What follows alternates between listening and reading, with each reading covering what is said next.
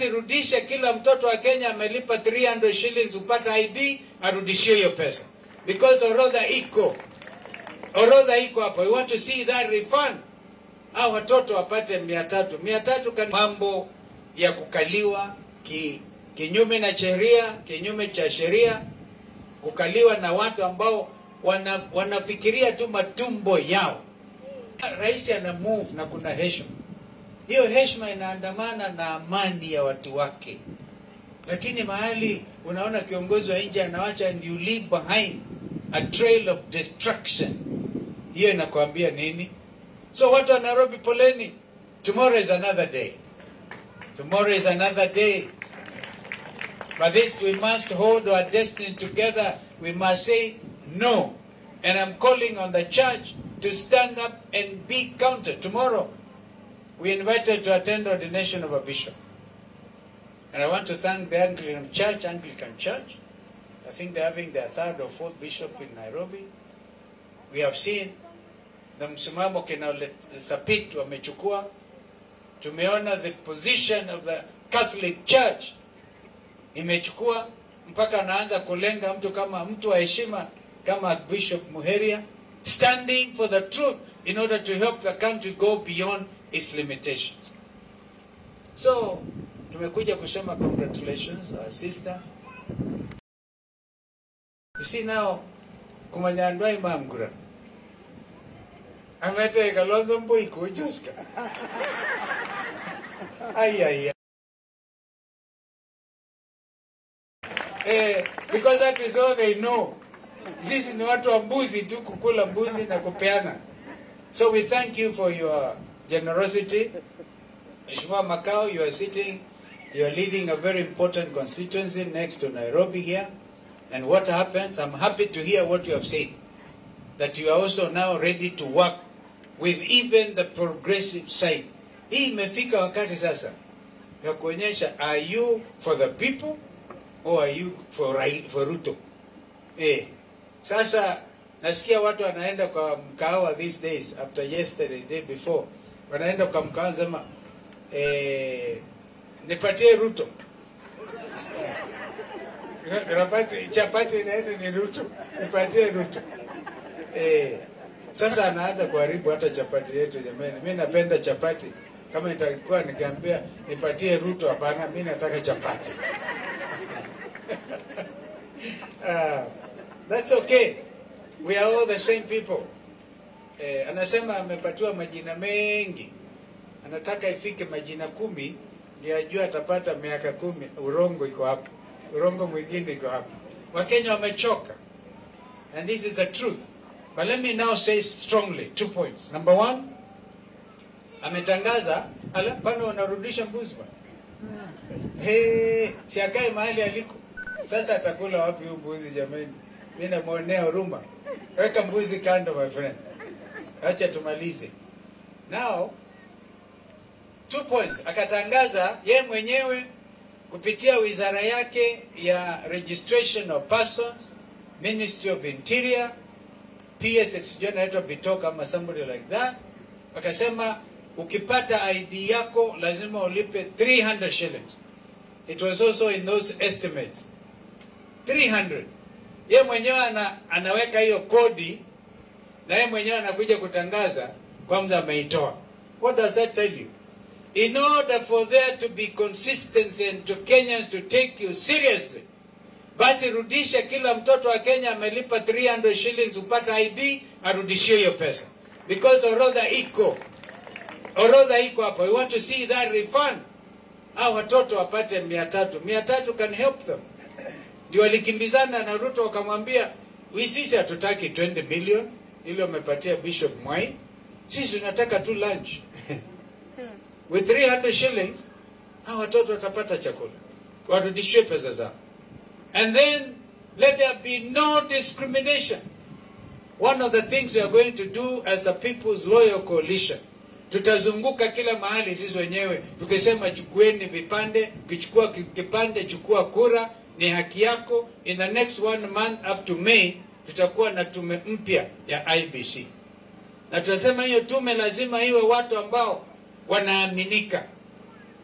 We want them vetted. Integrity is important. Sisi ndo tujue from day one, because election, hata hiyo mnasema 2027, is not an end in itself. Hata kama mtasema kina mama tumere, tukarute Ruto, yeah? Lakini unaweza kumruta na mpate kumbe ameiba tayari. So we are going to follow the process up to the final solution to get this country back on its democratic path. Tunaelewana hapo? Are you with us? That's number one. That matter about registration, IDs, and other people, it's a very important matter. And we want to see demonstrable something. And I know that wabunge wa Wiper walikuwa nataka kupeleka mswada kwa bunge kuondolea mbali hiyo 300. Wenyewe wameona hatari, wameondoa wao wenyewe, ndio waliweka, wameondoa wao wenyewe. The next important step ni sasa tujiandae. Tujiandae bila kulala. Na kwa hivyo hatuna ubaya, utasikia vile tunajipanga na wenzetu hawa. To be honest, even as we speak today, kama kura ingepigwa kesho, kweli kungekuwa mtu anaitwa Ruto kama president? Sikila hata mwenyewe anajua hiyo. Yeye mwenyewe anajua hayo maneno vizuri. Kwa hivyo asifadhaike. Wawache kusema Kalonzo ameenda State House kukutana na Ruto. Yaani urongo yao inakuwa too much. Niliona wanatangaza kila mahali, mko hapa, Kalonzo sasa ako State House. Nilisema mimi mniombee. I don't mind kama netukutane tuseme huyu ndiye atakuwa chairman wa IBC. Tuangaliane hapo. Yeah? Mtu ambaye hatatumika vibaya, we can meet over that item alone. Lakini beyond that ni kungojeana 2027 vile Uhuru alipatia Ruto the sword. Hiyo tutakutana na Ruto siku hiyo. Atupatie hiyo upanga. Handing over the instruments of power. That is a decent way to do it. That is a decent way kuonyesha nothing personal. We are just worried and concerned about milioni 6 ya watoto wamemaliza chuo kikuu hawana namna. Makampuni yamehama Kenya. There's no, without bringing back 24-hour economy. Na factories ambazo zimehamia Tanzania na Uganda. Watoto watamaliza vyuo vikuu na hakuna kazi. And then they turn out to become violent. And when they talk as clearly as they do, nimetangaza leo kwamba mimi nitatangaza 25th of June. 25th of June, wakati vijana wa Kenya walionyesha njia. The freedom, true freedom of the younger ones. Ndio watengenezee the younger ones kama kina Gloria, nchi ambayo watafurahia. That will be a public holiday. Hiyo itakuwa ni nchi ya kujivunia wa Kenya when the young Kenyans took control of their destiny. Wanasema we want good governance. Hatutaki watu wanakuja wanatuibia pesa wanakuja kutuonga nazo. You know what Ruto is saying?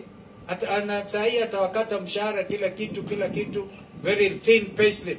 2026 anza kuwarudishia. Anakutana nyinyi 2 million kina mama. Another 2 million. Another 3 million. Zile pesa zenu. Vijana wamekataa, wamesema this is our money. This is our inheritance. And you will not cheat us with our own inheritance.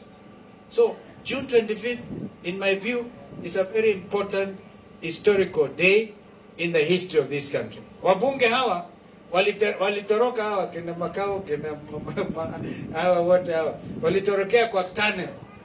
Mulifanya vizuri, Kibaki alijengea tunnel huko chini. Watoto walikuja tu kuwasalimia, wapatie memorandum. Kusema we want good governance, hatutaki overtaxation, mukatorokea ndani ya tunnel.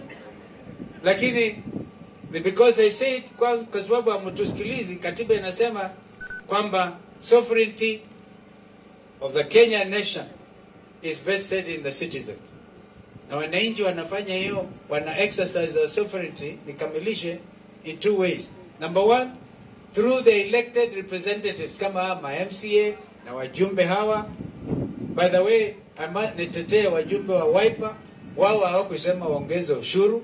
Hao walikuwa sawa. You didn't have to go. In fact, nyinyi mlijaribu mkatoka mkahutubia, mkapata memorandum. Shida ni mkirudi kwa wenzenu mambo ilikuwa imeharibika. Then directly or through the elected representatives. Kwa hiyo this is the truth about katiba ambayo tumekabidhiwa na Rais Kibaki.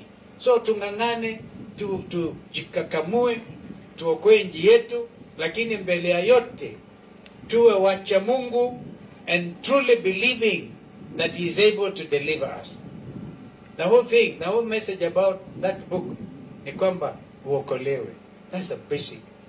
And sio kuokolewa kwa kusema tu mama wawaita, mama hata kama umemzaa Gladys, wewe lazima sasa uamini. You know, sometimes it's good to prostrate yourself. Unalala chini. Wana wa Israeli mambo yakiharibika walikuwa wanatoa nguo na kuvalia magunia. This is the time Kenya hii tutoe manguo, tuvalie magunia, ndio watu Mungu atuonee huruma, because tuko mahali pabaya. Bwana Yesu asifiwe.